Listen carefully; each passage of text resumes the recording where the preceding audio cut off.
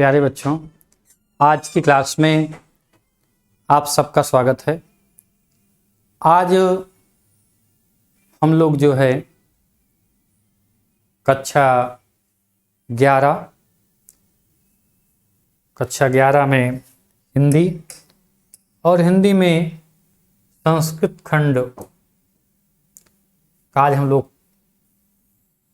अध्ययन करेंगे। और संस्कृत खंड में पहला पाठ या प्रथमः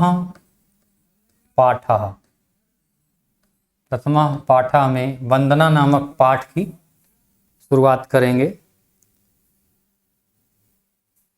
यूपी बोर्ड कक्षा 11 की हिंदी में 4 पार्ट होते हैं बेटा।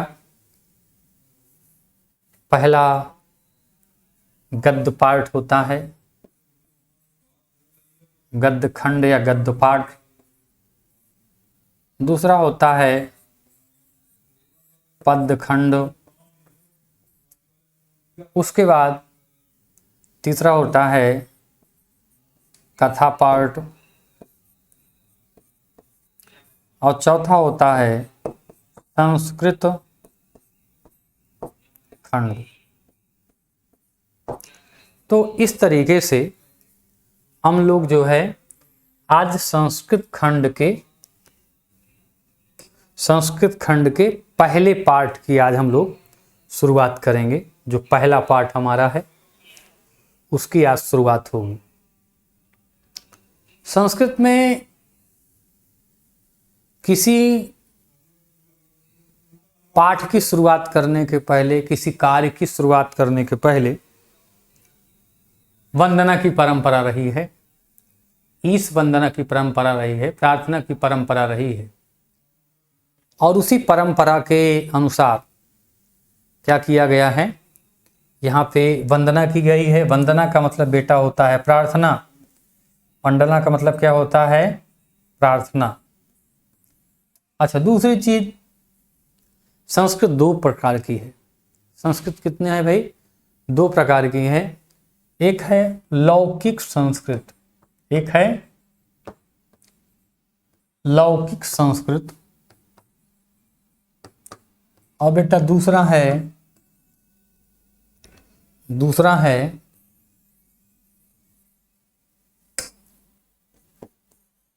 वैदिक संस्कृति। वैदिक संस्कृत। वैदिक संस्कृत का मतलब इसको कहते हैं जिससे वेदों की रचना की गई है। वेद आप जानते हैं कि वेद कितने होते हैं? 4 होते हैं। वो वैदिक संस्कृत में उनकी रचना हुई है। लौकिक संस्कृत की पहली रचना जो है बेटा रामायण है। क्या है? लौकिक संस्कृत की पहली रचना क्या है? रामायण है, जो वाल्मीकि द्वारा रचित है। क्या है? जो वाल्मीकि द्वारा रचित है। ये भी एक कंफ्यूजन करने वाली बात है जिसको मैं आपको बता रहा हूँ कि बेटा रामायण किसने लिखी है? रामायण लिखी है वाल्मीकि जी ने। ध्यान दीजिएगा। और रामचरितमानस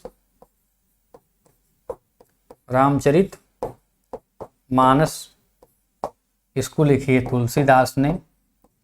ये हमेशा बच्चे कंफ्यूज में रहते हैं कि रामायण की रचना तुलसीदास का जवाब दे देते हैं। और ये वाल्मीकि रामायण जो है बेटा ये संस्कृत में है। इसमें लिखा गया है, ये संस्कृत में लिखा गया है, और ये अवधी हिंदी में लिखा गया है। अवधी की रचना क्या है? रामचरितमानस है। और रामायण जो है वाल्मीकि के द्वारा रचित है, जिसकी भाषा जो है संस्कृत है। अब आपको समझ में आ गया होगा, थोड़ा सा मैंने बता दिया, बाकी तो हम लोग इस श्लोक पर आते हैं। तो पहला है कि विश्वानि देवी सवितुर्दुरितानि परासु। विश्वानि देवी सवितुर्दुरितानि परासु। यद भद्रम तन्न आवशु। यद भद्रम तन्न आवशु ईशावास्यमिदं सर्वम् ईशावास्यमिदं सर्वं यत्किञ्चित् जगत्यां जगत् अतेन त्यक्तेन भुञ्जीथा मा गृधा कस्विद्धनं मा गृधा कस्विद्धनं सहनौ भवतु सहनौ भुनक्तु सहनौ भवतु सहनौ भुनक्तु सह वीर्यं करवावहै तेजस्विनां वधीतमस्तु मा विद्विषावहै मा विद्विषावहै उत्तिष्ठत् जाग्रत् प्राप्य वरं निबोधयत् उत्तिष्ठत् जाग्रत् प्राप्य वरं निबोधयत् यतो यथा समीहसे ततो नो अभयं कुरु यतो यथा समीहसे ततो नो अभयं कुरु सन्नः कुरु प्रजाभ्यो अभयं नापशुभ्यः सन्नः कुरु प्रजाभ्यो अभयं नापशुभ्यः। चलते हैं, अब हम लोग आते हैं पहले श्लोक पर, और पहले श्लोक का अर्थ है कि विश्वानि देवी सवितुर, लिख देते हैं विश्व के देवता सूर्य, विश्व के देवता सूर्य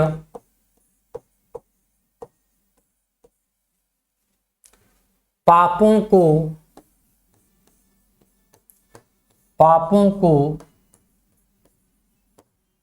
दूर करें जो कल्याणकारी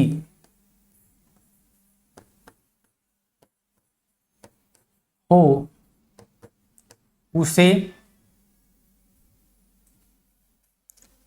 हमें प्रदान करें। बेटा ये है इसका हिंदी अनुवाद। अब देख लेते हैं थोड़ा सा। विश्वानि माने संपूर्ण, परासु माने दूर कीजिए, आसु माने प्रदान कीजिए, दुरितान माने पाप को, भद्रम माने कल्याणकारी।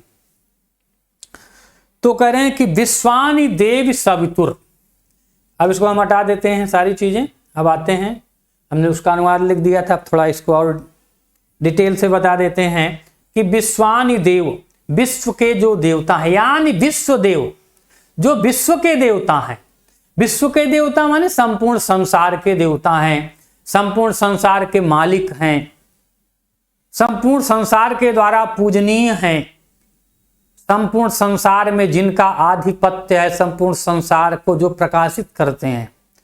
तो विश्वानि देवी सवितुर, सवितुर माने क्या कहते हैं? सविताहा, सविताहा। फिर क्या हो जाएगा? दुरितानि। तो क्या कह रहे हैं? विश्व के देवता सविता माने सूर्य, दुरितानि परासुव। क्या करो भाई? हमारे दुर्गुणों को, दुरितान माने हमारे दुर्गुणों को, जो भी हमारे अंदर भैया कमियां हैं उनकी बात कर रहे हैं। देखो, कमी या विशेषता सब में होती है, कुछ कमी कुछ विशेषता सब में होती है। तो इसीलिए प्रार्थना कर रहे हैं कि हे विश्व के देवता सूर्य, दुरितानि परासुव, जो हमारे अंदर कमियां हैं, जो पाप हैं, जो गंदा आचरण है, जो गंदी सोच है, उसको क्या करो? दूर करो। इसीलिए तो कह रहे हैं। और यद भद्रम, यद माने जो, भद्रम माने कल्याणकारी, तन्न माने उसे, आसु माने प्रदान करो। भाई किस लिए प्रार्थना कर रहे हैं? कि हमारी कमियां चली जाएं और हमारे अंदर अच्छाइयां आ जाएं। हमें दोनों चीज करना है, हमें दोनों चीज एक साथ करना है। कुछ अच्छा सीखना भी है, कुछ अच्छा सीखना भी है, और क्या करना है? दुर्गुणों को छोड़ना भी है। दो हमारा उद्देश्य है, अपनी कमियों को दूर करना और अच्छाइयों को बढ़ाना। यही जो है किससे? सूर्य भगवान से। सवितुर माने दूर, सूर्य भगवान से क्या किया है? प्रार्थना की गई है प्रस्तुत श्लोक में। मुझे विश्वास है कि आपको समझ में आ गया होगा, कहीं भी कोई दिक्कत नहीं हो सकती है। फिर भी मेरी बात ध्यान से एक बार और सुनिए कि विश्व के देवता जो सूर्य हैं, दुर्गुणों को दूर करें, जो कल्याणकारी है उसे मुझे प्रदान करें। ठीक है, अब चलते हैं अगले श्लोक पर। करें ईशावास्यम इदम। ईशावास्यम इदम, ईशा माने ईश्वर में, इदम सर्वम, इदम माने या, सर्वम माने संपूर्ण, और सर्वम माने कौन संपूर्ण भाई? अस्थावर, अस्थावर और जंगम। अस्थावर जंगम क्या होता है? अस्थावर का मतलब होता है बेटा निर्जीव, अस्थावर का मतलब निर्जीव, और जंगम का मतलब होता है सजीव। तो ईशावास्यम इदम सर्वम, इदम सर्वम ईशावास्यम, यह सब कुछ, सर्वम माने क्या? अस्थावर और जंगम। चाहे वो सजीव संसार हो, चाहे निर्जीव संसार हो, सब ईश्वर में बसा हुआ है या ईश्वर के प्रतिरूप हैं। यत किंचित जगत्याम जगत, जो कुछ भी इस संसार में है। ईशावास्यम इदम सर्वम माने जो कुछ भी संसार में है सब कुछ ईश्वर में व्याप्त है, चाहे वो अस्थावर हो और चाहे जंगम हो, चाहे सजीव हो चाहे निर्जीव हो। तो क्या कहने का मतलब है भाई? जब सब कुछ के मालिक ईश्वर ही हैं, सबके अधिपति ईश्वर भी हैं, चाहे जो कुछ हो सारे संसार के मालिक हैं, तो कह रहे हैं कि तेन त्यक्तेन भुंजी था। तेन माने उसका, किसका भाई? तेन माने किसका? उसका, किसका? जो संसार में है, जो कुछ संसार में है। तेन त्यक्तेन, उसका त्याग पूर्वक, भुंजी था माने होता है उपभोग करो। क्या करो भाई? उपभोग करो। कैसे? त्यक्तेन माने त्याग पूर्वक, त्याग के साथ या त्याग से। चलिए, तो कह रहे हैं तेन त्यक्तेन भुंजी था, उसका त्याग पूर्वक उपभोग करो। मां गृधा कस्वित धनम, धन किसका है? धन किसका है? अर्थात धन किसी का नहीं है, धन किसी का नहीं है। क्यों धन किसी का नहीं है? अरे भाई, चाहे जितना कमा लो, चाहे जितने पैसे वाले हो जाओ, संसार में सब कुछ यहीं छोड़ करके जाना पड़ता है। संसार में सब कुछ यहीं छोड़ के जाना पड़ता है। और जैसे धन किसी के साथ नहीं जाता है, इसलिए क्या करो भाई? त्याग पूर्वक उपयोग करो। तेन त्यक्तेन, उसका, किसका? इस संसार में जो कुछ भी है। और संसार में क्या क्या है भाई? जो कुछ, यत किंचित जगत्याम जगत ईशावास्यम इदम सर्वम, संपूर्ण संसार, संपूर्ण संसार। फिर से सुन लीजिए कि ये संपूर्ण संसार ईश्वर में व्याप्त है, या ऐसे भी कह सकते हैं कि संसार में जो कुछ भी है सब ईश्वर का अंश है, ईश्वर में व्याप्त है। उसका त्याग पूर्वक उपभोग करो। धन किसका है? अर्थात किसी का नहीं है। धन कैसा है? नाशवान है, समाप्त हो जाने वाला है, मरण धर्मा है, इसलिए उसके विषय में ज्यादा परेशान होने की जरूरत नहीं है। समझ में आ गया होगा। और जहां भी आपको प्रॉब्लम लगे, जहां भी आपको समझ में ना आए, वहां पे जाइएगा, कमेंट बॉक्स में लिखिएगा, अपनी समस्या बताइएगा, और उस समस्या का समाधान आपको अगली क्लास में आपको मिल जाएगा। ठीक है, अब चलते हैं अगले श्लोक की तरफ।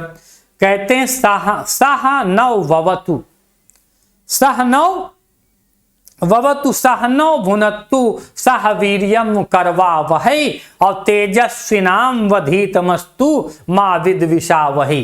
क्या कह रहे हैं भाई? किसाना भवतु, साथ साथ बोलें। सह माने क्या होता है बेटा? सह माने होता है साथ।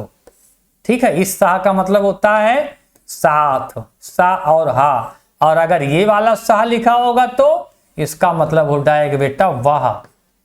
जब इस तरह से सह लिखा होगा तो इसका मतलब हो जाएगा साथ, और जब इस तरह से सह लिखा होगा तो इसका मतलब हो जाएगा वह।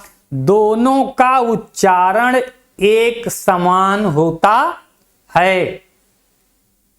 तो कह रहे हैं कि सह न भवतु, साथ साथ बोलें।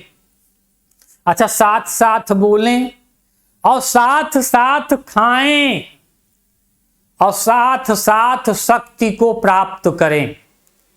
साथ साथ बोलें, साथ साथ खाएं, साथ साथ शक्ति को प्राप्त करें, और तेजस्विनाम वधीयमस्तु, और तेज को ग्रहण करें। तेज को ग्रहण करें, शक्ति को ग्रहण करें, सामर्थ्य को ग्रहण करें। माँ विद विषावहे, किसी से द्वेष न करें, किसी से ईर्षा न करें, किसी से द्वेष न करें। आप क्या कहते हैं भाई? आप क्या कह रहे हैं कि सह नव भवतु, साथ साथ हम क्या करें?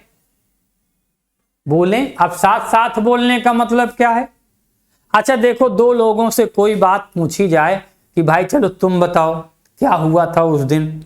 आप लोग तो क्लास में अनुभव होंगे कि टीचर से पूछते हैं क्यों, क्या हुआ था, कल क्या पढ़ाए थे, और फिर दूसरे से पूछे कल क्या बात हुई थी कल रास्ते में। तो क्या करेंगे? अगर बात सही होगी तो दोनों की बात एक होगी। अगर दोनों सही बोल रहे हैं तो दोनों के प्रश्न का उत्तर एक होगा, और अगर दोनों झूठ बोल रहे हैं, संदेह कर रहे हैं, तो दोनों के प्रश्न के उत्तर क्या हो जाएंगे? अलग अलग होंगे। तो सह नव भवतु का क्या मतलब है? सच बोलें भाई। जब सच बोलेंगे तो आपको साथ साथ बहुत से लोग मिलेंगे। जब बनावटी चीज बोलेंगे तो आप भूल जाएंगे कि कल क्या बोले थे। लेकिन अगर सही बात बताएंगे तो वो बात हमेशा सही ही रहती है।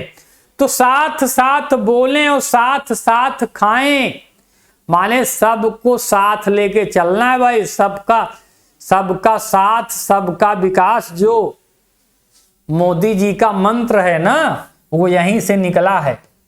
जो मोदी जी का मंत्र है कि सबका साथ सबका विकास, वो यही है। साथ साथ बोलें, साथ साथ खाएं, और साथ साथ वीर्य का मतलब होता है शक्ति, सामर्थ्य। वीर्य क्या मतलब क्या होता है बेटा? शक्ति, सामर्थ्य।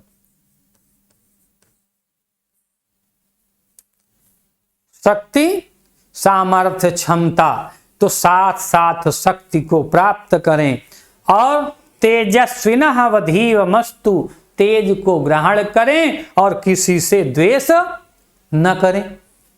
अब चलिए आगे आ गए कि उत्तिष्ठ जागृत प्राप्य वरन निबोधयत। क्या कह रहे हैं कि उठो, उठो, जागो, और क्या करो, और क्या करो? जो श्रेष्ठ हो, जो श्रेष्ठ हो उसे क्या करो?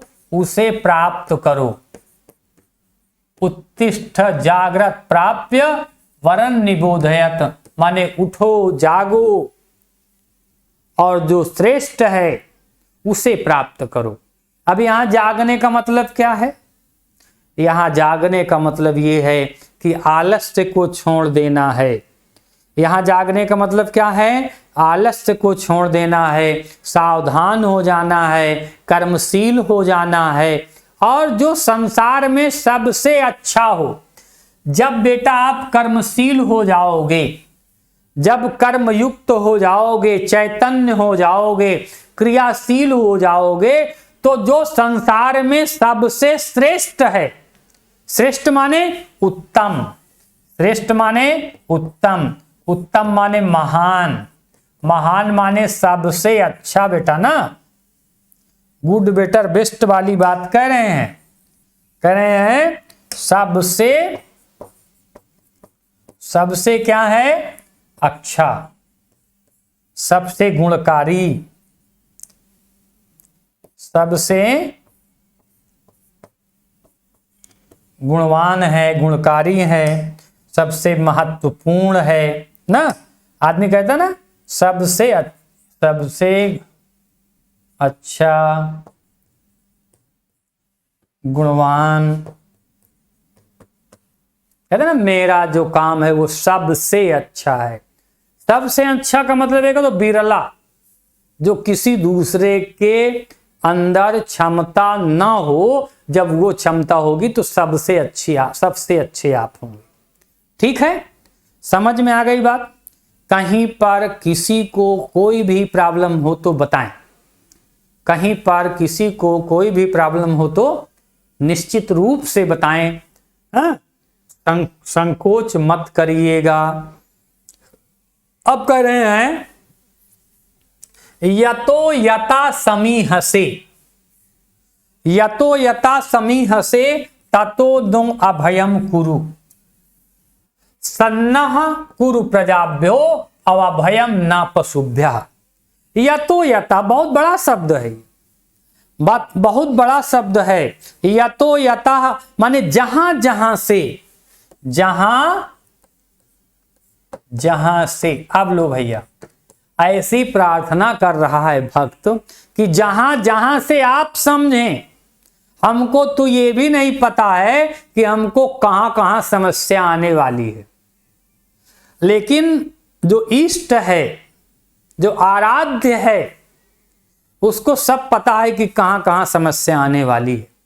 जैसे आप लोगों को जब हम पढ़ाते हैं तो हमको ये पता है कि यहाँ पे आपको दिक्कत हो सकती है, क्योंकि पढ़ाते पढ़ाते क्या हो गया है बेटा, अनुभव हो गया है। पढ़ाते पढ़ाते क्या हो गया है, अनुभव हो गया है। तो अनुभव के आधार पर ये पता चल जाता है कि आपको कहाँ समस्या हो रही है। तो यतो यथा समीहसे माने जहां जहां से आप समझें। क्या करें बेटा, जहां जहां से आप समझे ततो नो अभयम कुरु, वहां वहां से हमें अभय प्रदान करें। अभय माने हमारे डर को दूर करें, डर को क्या करें, निकाल दें भाई। जहां जहां से आप समझें वहां वहां से हमारे भय को दूर करें। और सन्नः कुरु प्रजाभ्यो, प्रजा का क्या कल्याण, क्या करेंगे भाई, प्रजा का मतलब कल्याण करें। प्रजा की क्या करें, प्रजा का कल्याण करें।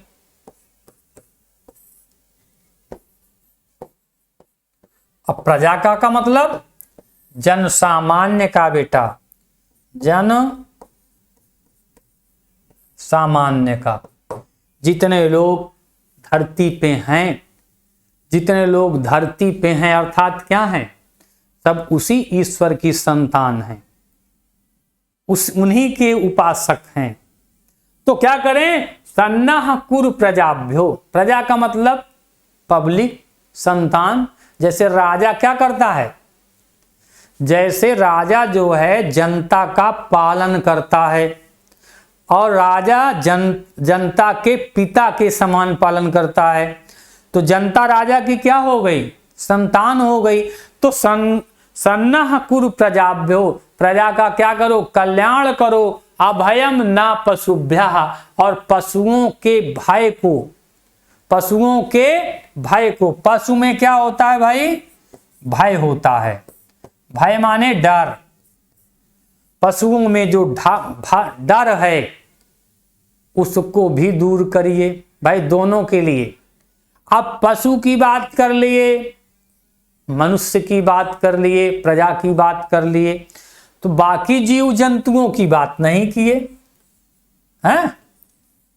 बाकी जीव जंतुओं की, पक्षी की बात नहीं किए, मान लीजिए कि पक्षी की बात नहीं किए। अब यहां पे ये सर्वव्यापक है।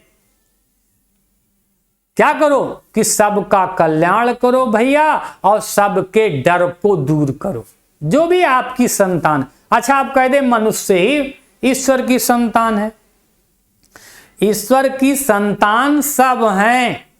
84 लाख योनियों की बात की जाती है, तो 84 लाख जो योनियां हैं बेटा, वो क्या है, वो सब क्या है, प्रभु की, ईश्वर की, उस इष्ट की संतान हैं, वो उनके लिए उतनी ही प्रिय हैं। तो उन सब की बात कह रहे हैं कि सबका क्या करो भाई, सबका कल्याण करो और भय को दूर करो। बात समझ में आ गई। अब पशु जो है प्रतिकार नहीं कर पाते ना, पशु जो है, पशु में प्रतिकार करने की क्षमता नहीं होती है। प्रतिकार माने क्या होता है जानते हैं? प्रतिकार माने होता है विरोध। प्रतिकार माने क्या होता है? विरोध। कि तुम पशु को एक डंडा मारो तो वो भी मार दे, ऐसा नहीं हो सकता। लेकिन इंसानों के प्रति ये हो सकता है। लेकिन पशु में डर दिखता है। कुछ लोग ऐसे होते हैं जो पशुओं को बहुत पीड़ा देते हैं, बहुत कष्ट देते हैं, और जिनको देख करके ही पशुओं की जो क्रियाविधि होती है ना, पशुओं का जो आचरण होता है ना, वो अस्थिर हो जाता है।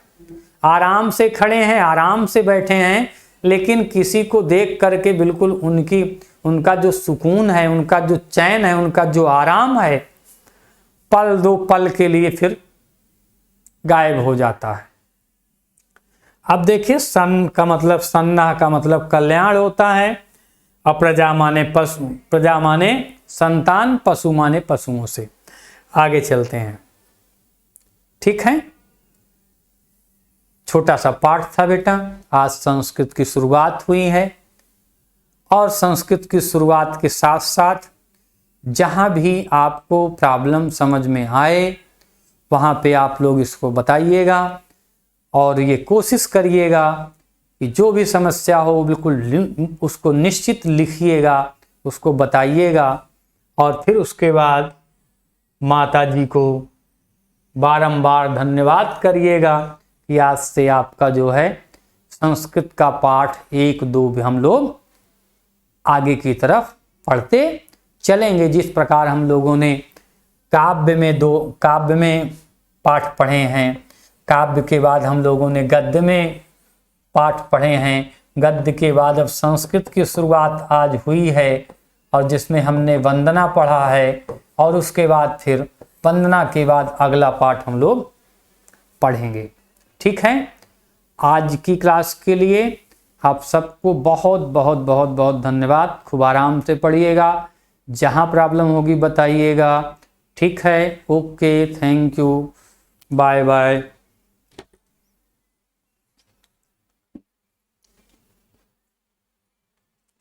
जो भी दिक्कत होगी बताना है।